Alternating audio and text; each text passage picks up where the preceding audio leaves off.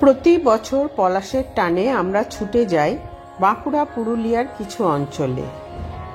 এই বছরও তার ব্যতিক্রম হয়নি। এই বছর আমরা যাচ্ছি অযোধ্যা হিলসের কাছে। পলাশ দেখব আর থাকবো মাঠা ফরেস্ট রিসর্টে। So hello and welcome back to my channel Soma and her passion. রাস্তায় কিন্তু দেখতে পেলাম প্রচুর পলাশ ফুলের গাছ। মাঠা ফরেস্ট রিসর্টটা হচ্ছে পাখি পাহাড় থেকে কয়েক কিলোমিটার দূরে।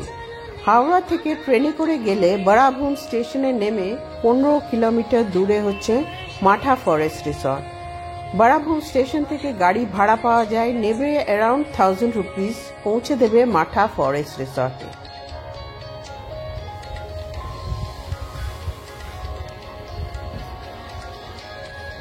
রাস্তার ওপরে ইন্ডিকেশন দেয়া আছে মাঠা ফরেস্ট রিসর্টটা হচ্ছে রাইট সাইডে।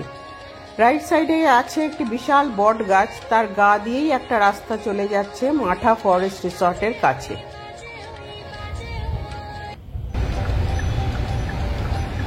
You have reached your destination. এই রাস্তা দিয়ে যেতে যেতে আমি আমার ওপিনিয়ন অ্যাবাউট মাঠা ফরেস্ট রিসর্ট তোমাদের সাথে শেয়ার করি। এটা একটা luxurious resort, neat and clean, well maintain, but expensive. কেন বলছি তোমরা ভিডিওটা শেষ অবধি দেখো, বুঝতে পারবে।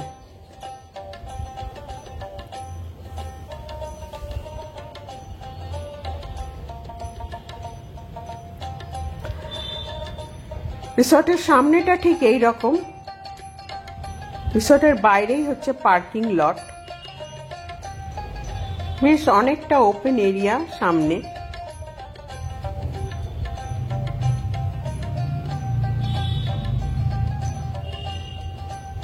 আর এই হচ্ছে মেইন এন্ট্রান্সের গেট।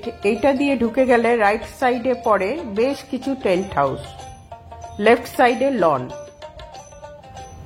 জানা গেল টেন্ট হাউসগুলো বেশ আনকমফোর্টেবল সামারে।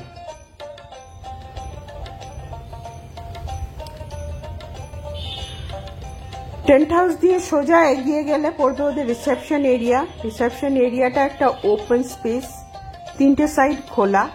আর এই রিসেপশন এরিয়ার বিল্ডিং এই ওপরে যে রুমগুলো আছে ওগুলোই হচ্ছে ওদের deluxe room, most expensive room. কারণ ওই রুমগুলো থেকেই মাঠা হিলটা পরিষ্কার দেখা যায়। রিসেপশন এরিয়ার রাইট সাইডে আছে একটা বিশাল সুন্দর সিটিং এরিয়া, আর লেফট সাইডে আছে একটা ছোট্ট সুইমিং পুল।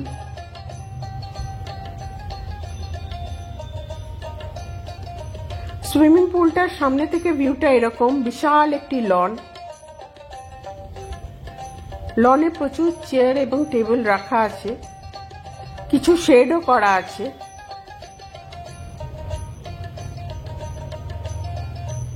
লনে লাঞ্চ বা ডিনারও কিন্তু সার্ভ করা হয় ইফ ইউ ওয়ান্ট।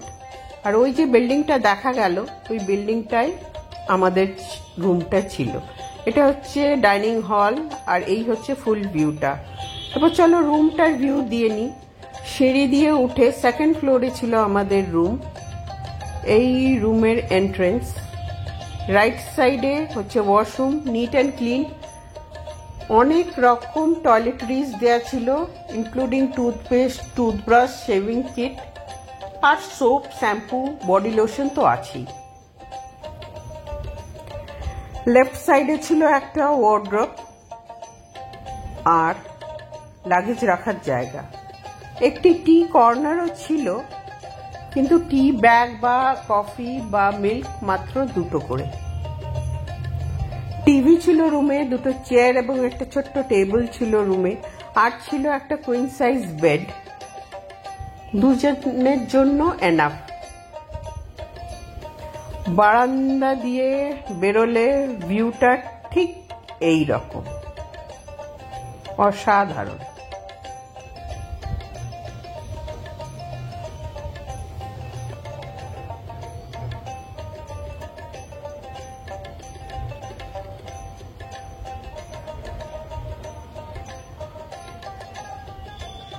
বারান্দাতেও কিন্তু একটু সিটিং এরিয়া ছিল, মানে 2টো চেয়ার রাখা ছিল, একটা ছোট্ট দোলনা মতো রাখা ছিল, আর দূরে দেখা যাচ্ছে পার্কিং লটটা।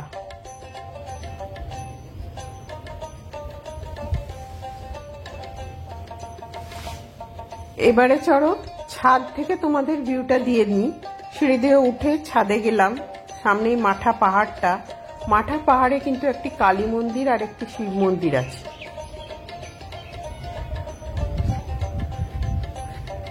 আর ওই যে দূরে দেখা যাচ্ছে ওইটা হচ্ছে দলমা রেঞ্জ, আর ছড়ানো ছেটানো প্রচুর পলাশ ফুলের গাছ।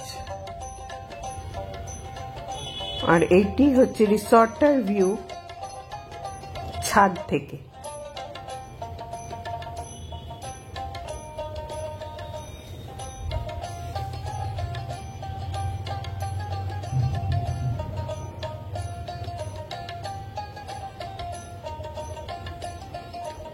এইটি হচ্ছে ডাইনিং হল। চলো ডাইনিং হলটার ভিউ তোমাদের দিয়ে দিই।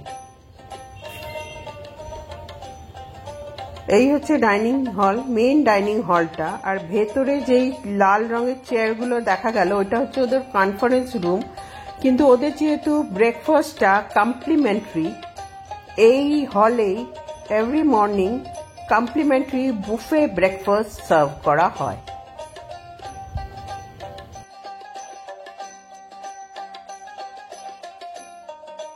পাহাড়ে যখন বিকেল নেমে এলো তখন ভাবলাম সানসেট দেখতে যাব। যেমন ভাবা তেমনই কাজ। গাড়ি নিয়ে বেরিয়ে পড়লাম খয়রাবেড়া সানসেট পয়েন্টে। খয়রাবেড়া ড্যাম দেখতে যায় লোকে, সানসেট পয়েন্টটা কিন্তু অনেকেই দেখতে যায় না। খয়রাবেড়ার ওখানে একটি টাওয়ার করা আছে, টাওয়ারের ওপর থেকে সানসেটের ভিউটা জাস্ট অসাধারণ।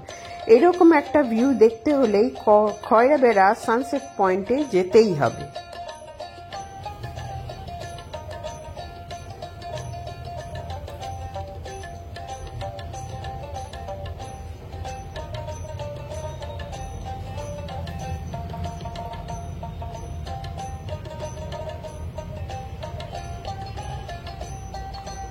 সন্ধ্যের পর যখন রিসর্টে ফিরলাম, রিসর্টটা খুব কালারফুলি সেজে উঠেছিল। এখন বলবো রিসর্টটা কেন কস্টলি।